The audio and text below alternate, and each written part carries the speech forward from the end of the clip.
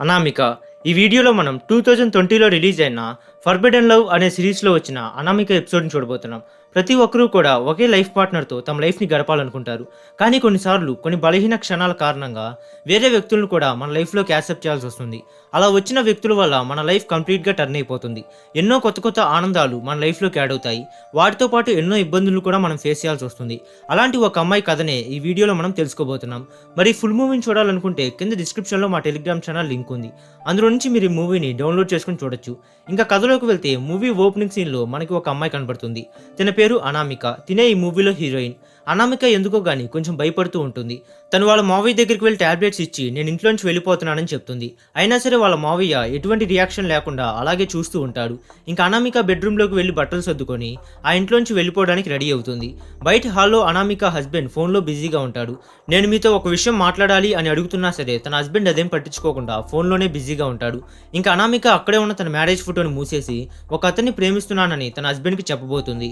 అప్పుడే టీవీలో ఏదో బ్రేకింగ్ న్యూస్ రావడంతో తన హస్బెండ్ ఫోన్ పెట్టేసి టీవీ చూస్తూ ఉంటాడు. అనామిక కూడా ఆ న్యూస్ చూసి ఒక్కసారిగా షాక్ అయిపోతుంది. ఇంకప్పుడే స్టోరీ కూడా 4 months ఫ్లాష్ బ్యాక్లోకి వెళ్తుంది. అనామిక కిచెన్లో వంట చేస్తూ ఉంటుంది. యాక్చువల్గా అనామిక ఒక నార్మల్ హౌస్ వైఫ్. తిను కాఫీ షాప్లో వర్క్ చేస్తూ ఇలా ఇంటి పనులు మొత్తం దగ్గరుండి చూసుకుంటుంది. అందరిలాగానే తినకు కూడా తన హస్బెండ్తో టైం స్పెండ్ చేయాలని అనిపిస్తూ ఉంటుంది. కానీ తన హస్బెండ్ మాత్రం ఎప్పుడూ ఫోన్లో బిజీగా ఉంటూ అసలు తన వైఫ్ని పట్టించుకోకుండా ఎప్పుడూ తన మీద కోపపడుతూ ఉంటాడు. ఇంకా రోజులాగానే అనామిక తన హస్బెండ్కి లంచ్ బాక్స్ కట్టి ఈ రోజు రావడం కొంచెం లేట్ అవ్వచ్చని చెప్తుంది. కానీ తన హస్బెండ్ అప్పుడు కూడా ఎవరితోనో ఫోన్ మాట్లాడుతూ ఉండడంతో తన వైఫ్ చెప్పేదేమీ పట్టించుకోకుండా అక్కడి నుంచి వెళ్ళిపోతాడు. ఇంకా అనామిక కూడా తన డైలీ వర్క్ చేసే కాఫీ షాప్కి వెళ్తుంది. ఆ కాఫీ షాప్లో అనామికకి ఒక బెస్ట్ ఫ్రెండ్ కూడా ఉంటుంది. అలాగే ఆ షాప్కి రెగ్యులర్గా ఒక అబ్బాయి వస్తూ ఉంటాడు. తన పేరు ఇషాన్. అయితే ఆ రోజు ఇషాన్ బర్త్డే కావడంతో తను వాళ్ళ ఫ్రెండ్స్తో కలిసి అక్కడ కేక్ కట్ చేస్తాడు. ఇంకా కాఫీ తాగి అక్కడి నుంచి వెళ్తున్నప్పుడు బిల్ పే చేయడం కోసం ఇషాన్ తన వాలెట్ని చెక్ చేసుకుంటాడు. కానీ తన వాలెట్ కనపడదు. తను కూర్చున్న చోట మొత్తం వెతికినా కూడా ఆ వాలెట్ ఎక్కడా కనపడదు. అక్కడ కౌంటర్లో అనామిక ఉండడంతో ఇషాన్ తన దగ్గరికి వెళ్ళి ఇలా నా వాలెట్ పోయింది, సో నేను రేపు వచ్చి బిల్ పే చేయొచ్చా అని అడుగుతాడు. అప్పుడు అనామిక లేదు సార్ అలా కుదరదు అని చెప్పడంతో ఇషాన్ ప్లీజ్ నేను రోజు వచ్చే కస్టమర్నే కదా, సో నన్ను నమ్మండి అని అంటాడు. కానీ అనామిక నేను బిల్ క్లోజ్ చేయాలి సార్, లేకపోతే నా జాబ్ పోతుంది అని చెప్పి సో మీరు ఎలాగోలా ఇప్పుడే బిల్ని పే చేయమని ఇషాన్తో అంటుంది. ఇంకా ఇషాన్ ప్లీజ్ నన్ను నమ్మండి, కావాలంటే నా గోల్డ్ రింగ్ని మీ దగ్గర పెట్టుకోండి, దీని విలువ 45,000 రూపాయలు, బిల్ పే చేశాక దీన్ని తీసుకుంటానని చెప్తాడు. ఇంకా అనామిక కొంచెం సేపు ఆలోచించి తన ఫ్రెండ్ దగ్గరికి వెళ్ళి ఇతను రింగ్ ఇస్తానంటున్నాడు, రేపు వచ్చి బిల్ పే చేస్తానంటున్నాడు, ఏం చేద్దామని అడుగుతుంది. అప్పుడు అనామిక ఫ్రెండ్ సరే సార్ మీరు వెళ్ళండి, బిల్ రేపు వచ్చి పే చేయమని చెప్తుంది. ఇంకా అనామిక క్యాష్ కౌంటర్ దగ్గరికి వెళ్ళి ఆ రింగ్ ని అక్కడ పెట్టబోతుంది. అప్పుడు తన ఫ్రెండ్ అది అక్కడ పెట్టడం అంత సేఫ్ కాదు, దాన్ని బ్యాగ్ లోనే పెట్టుకోమని చెప్పడంతో అనామిక ఆ రింగ్ ని తన బ్యాగ్ లో వేసుకుంటుంది. ఇంకా ఈవినింగ్ డ్యూటీ కంప్లీట్ చేసుకుని అనామిక బస్సు ఎక్కుతున్న టైంలో ఒక అతను చేయి తగలడంతో తన బ్యాగ్ కింద పడిపోతుంది. దాంతో అతను సారీ చెప్పి తన కింద పడిన బ్యాగ్ని తీసిస్తాడు. ఇంకా అనామిక బస్సులో కూర్చొని టికెట్ తీసుకోవడం కోసం బ్యాగ్లో చేయి పెడుతుంది. అయితే అప్పుడు తన బ్యాగ్కి పెద్ద హోల్ ఉండటం గమనిస్తుంది. అది చూసిన అనామిక చాలా కంగారు పడి వెంటనే బస్సు ఆపమని చెప్పి ఇందాక ఆ బ్యాగ్ కింద పడిపోయిన చోటుకు వెళ్ళి పోయిన రింగ్ కోసం వెతుకుతూ ఉంటుంది. అయినా సరే ఆ రింగ్ అక్కడెక్కడా కనపడదు. అయ్యయ్యో ఇప్పుడు ఏం చేయాలి, రేపు అతను వచ్చి డబ్బులు కట్టి రింగ్ ఇవ్వమంటే నేనేం సమాధానం చెప్పాలని అనామిక టెన్షన్ పడుతూ ఉంటుంది. ఇక్కడ సీన్ కట్ చేస్తే నెక్స్ట్ డే అనామిక మళ్ళీ కాఫీ షాప్ కి బస్సులో బయలుదేరుతుంది. తన రింగ్ ని పోగొట్టిన విషయం తన ఫ్రెండ్ కి చెప్తుంది. అది విన్న తన ఫ్రెండ్ ఏంటి రింగ్ ని పోగొట్టావా, అలా ఎలా పోగొట్టావు, అసలుకే దాని వాల్యూ 45,000 రూపాయలు, అంటే నీ 3 నెలల జీతం, ఇప్పుడు అంత డబ్బుని ఎలా అరేంజ్ చేస్తావు అని అంటుంది. అప్పుడు అనామిక ఏం చేస్తాం, ఇంట్లోనే అనుకుంటే జాబ్ లో కూడా మనశ్శాంతి లేకుండా పోయింది అని బాధపడుతుంది. పోనీ నీ హస్బెండ్ ని ఏమైనా మనీ అడగచ్చుగా అని తన ఫ్రెండ్ అంటుంది. ఏంటి నా హస్బెండ్ నా అమ్మో మామూలుగానే నా మీద కోపడతాడు, ఇంక ఇలా జరిగిందని తెలిస్తే నన్ను అసలు బతకనివ్వడు, నేనే ఏదో ఒకటి చేస్తాలే అని చెప్తుంది. ఇంకా రోజు ఇషాన్ కాఫీ షాప్కి వచ్చి తాను ఇవ్వాల్సిన డబ్బుల్ని పే చేసి రింగ్ ఇవ్వమని అడుగుతాడు. అప్పుడు అనామిక ఓహ్ సారీ నేను రింగ్ తేవడం మర్చిపోయాను, రేపు తెచ్చిస్తానని చెప్తుంది. అలాగే అతని ఫోన్ నెంబర్ ఇవ్వమని అడుగుతుంది. నెంబర్ దేనికి అని ఇషాన్ అడగడంతో యాక్చువల్లీ నేను నెక్స్ట్ 2 days జాబ్కి రావట్లేదు, సో నేను ఆ రింగ్ని మీ ఇంటికి తెచ్చిస్తానని చెప్తుంది. దాంతో ఇషాన్ కూడా ఓకే అని చెప్పి తన అడ్రస్ అండ్ ఫోన్ నెంబర్ని ఇస్తాడు. ఇక్కడ సీన్ కట్ చేస్తే ఇషాన్ తన ఇంట్లో మ్యాప్లో ఏవో ప్లేసెస్ని మార్క్ చేస్తూ ఉంటాడు. అప్పుడే ఆ ఇంటి డోర్ని ఎవరో కొడుతూ ఉండడంతో ఇషాన్ ఫ్రెండ్ వెళ్ళి డోర్ ఓపెన్ చేస్తాడు. తీరా చూస్తే అనామికానే వచ్చి ఉంటుంది. ఇంకా ఇషాన్ ఫ్రెండ్ అక్కడ నుంచి వెళ్ళిపోతాడు.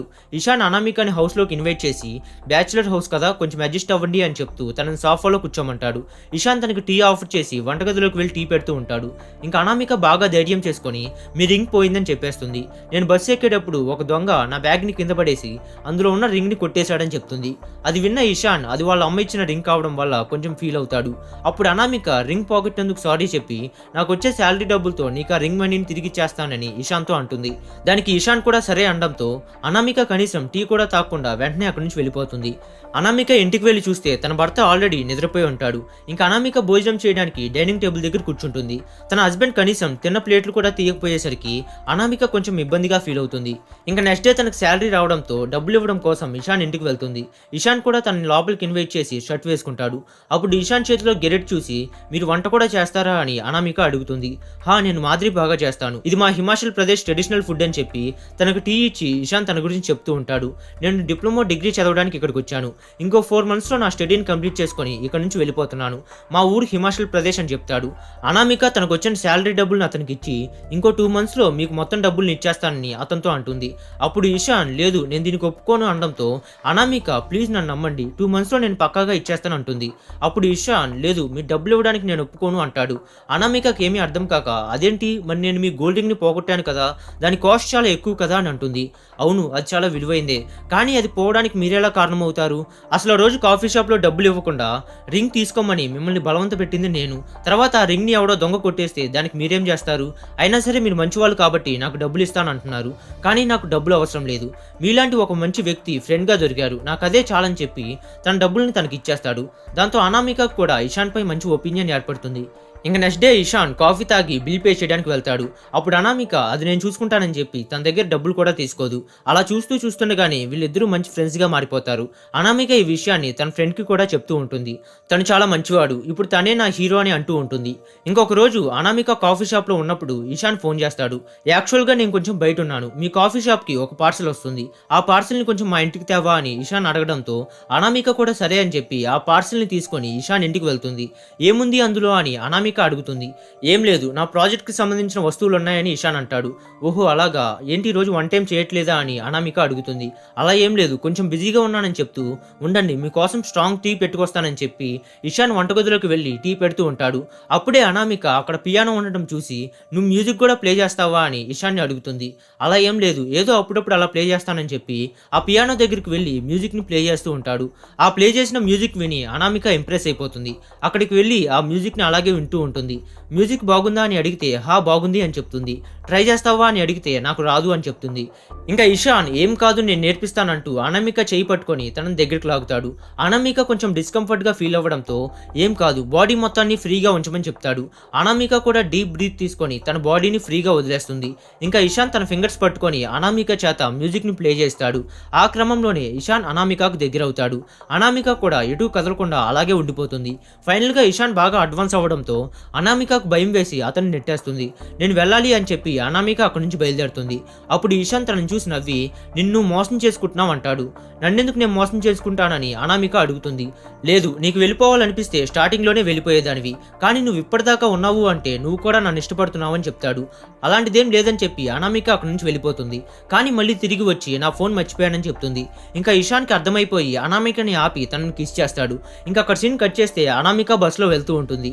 ఇషాన్తో గడిపిన క్షణాలను గుర్తు చేసుకుంటూ అనామిక చాలా హ్యాపీగా ఫీల్ అవుతూ ఉంటుంది. అలా అనామిక ఆ బస్సులో వెళ్తున్నంతసేపు జరిగిందాన్నే తలుచుకుంటూ ఎంతో ఎగ్జైటెడ్గా ఫీల్ అవుతుంది. ఇంకా ఇంటికి వెళ్ళి స్నానం చేసి తన హస్బెండ్ పక్కన నిద్రపోతుంది. అప్పుడు తన ఫోన్కి ఇషాన్ నుంచి మెసేజ్ రావడంతో అనామిక అది చూసి చాలా హ్యాపీగా ఫీల్ అవుతుంది. తన హస్బెండ్ వేసిన చెయ్యిని తీసేసి ఇషాన్ గురించి ఆలోచిస్తూ నిద్రపోతుంది. ఇంకా నెక్స్ట్ డే అనామిక బస్ స్టాప్లో వెయిట్ చేస్తూ ఉండగా ఇషాన్ వచ్చి తన బండి ఎక్కమని పిలుస్తాడు.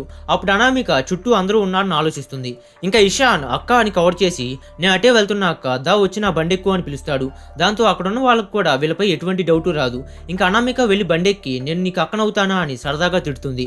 ఇంకా రోజు నుంచి వీళ్ళకి హ్యాపీ డే స్టార్ట్ అవుతాయి.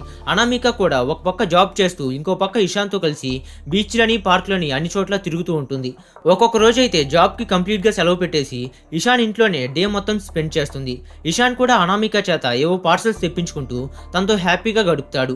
అలా ఒకరోజు అనామిక ఇషాన్తో అంటుంది, నువ్వు నన్ను లవ్ చేస్తున్నావో లేదో నాకు తెలియదు, కానీ నేను మాత్రం నిన్ను సిన్సియర్గా లవ్ చేస్తున్నానని చెప్తుంది.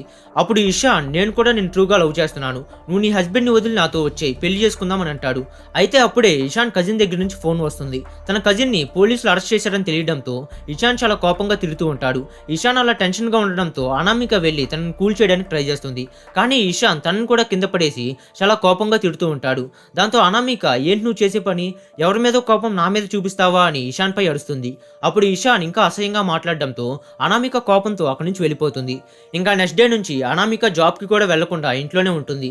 జరిగింది మొత్తం తన ఫ్రెండ్కి చెప్తుంది. అప్పుడు తన ఫ్రెండ్, వాడు నీకన్నా చిన్నవాడు, పోయి వాడినెందుకు లవ్ చేసావని అడగడంతో అదేదో తెలియక అయిపోయింది, అందుకే ఇప్పుడు తనకు దూరంగా ఉంటున్నానని చెప్తుంది. ఇషాన్ ఫోన్ని కూడా బ్లాక్ చేసి కంప్లీట్గా తను అవాయిడ్ చేస్తుంది. అయితే ఒకరోజు అనామిక హస్బెండ్ ఇంట్లో లేని టైంలో ఇషాన్ డైరెక్ట్గా ఇంటికి వచ్చేస్తాడు. అది చూసి అనామిక చాలా టెన్షన్ అవుతుంది. ఇషాన్ తనని కన్విన్స్ చేయడానికి ట్రై చేస్తూ లోపలికి వచ్చి తలిపేస్తాడు. తనకు సారీ చెప్తూ, అయిందేదో అయిపోయింది, నీ హస్బెండ్తో నేను మాట్లాడతాను, నాతో పాటు వచ్చేయని అంటాడు. అనామిక చాలా కంగారుగా, ఇప్పుడు నా హస్బెండ్ వచ్చే టైం అయింది, ముందు నువ్వు ఇక్కడి నుంచి వెళ్ళిపో అని అంటుంది. ఇంతలోనే ఆ ఇంటి కాలింగ్ బిల్ మోగడంతో ఇషాన్ వెళ్ళి తలుపు తీస్తాడు. బయట తన హస్బెండ్ వచ్చి ఉంటాడు. ఇంకా ఇషాన్ ఏం జరిగిందో నేను చెప్తానంటాడు. దాంతో అనామిక వీడెక్కడ నిజం చెప్పేస్తాడేమోనని టెన్షన్ పడుతూ ఉంటుంది.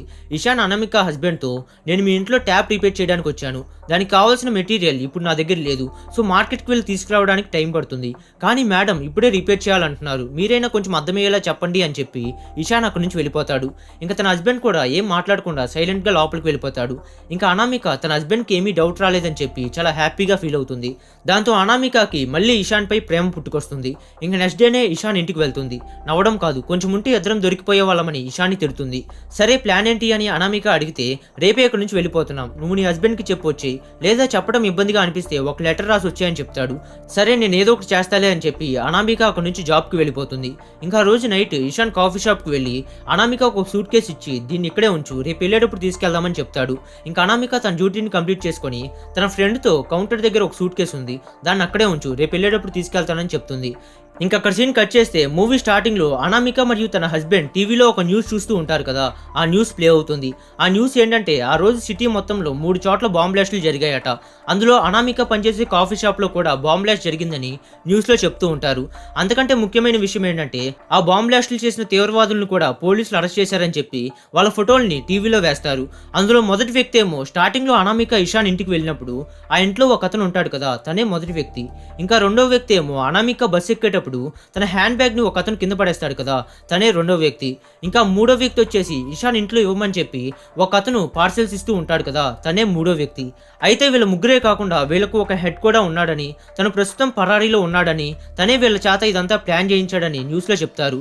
అదంతా చూసిన అనామిక ఒక్కసారిగా షాక్ అయిపోతుంది. వీళ్ళ హెడ్ ఇషానే అని అనామికకు అర్థమైపోతుంది. అమ్మో, ఇన్నాళ్ళు నేను ఒక టెర్రరిస్ట్గా హెల్ప్ చేసింది, వాడికి ఇప్పటిదాకా నేను ఎన్ని పార్సల్స్ ఇచ్చానో అని చెప్పి చాలా బాధపడుతుంది. వీడితోనా నేను లేచిపోవడానికి సిద్ధపడింది, ఇంకొంచెం ఉంటే నేను నా హస్బెండ్ దగ్గర మొత్తం చెప్పేసేదాన్ని అని బాధపడుతూ అలానే ఏడుస్తూ ఉండిపోతుంది. ఇంకా అక్కడితో మూవీ కూడా ఎండ్ అయిపోతుంది.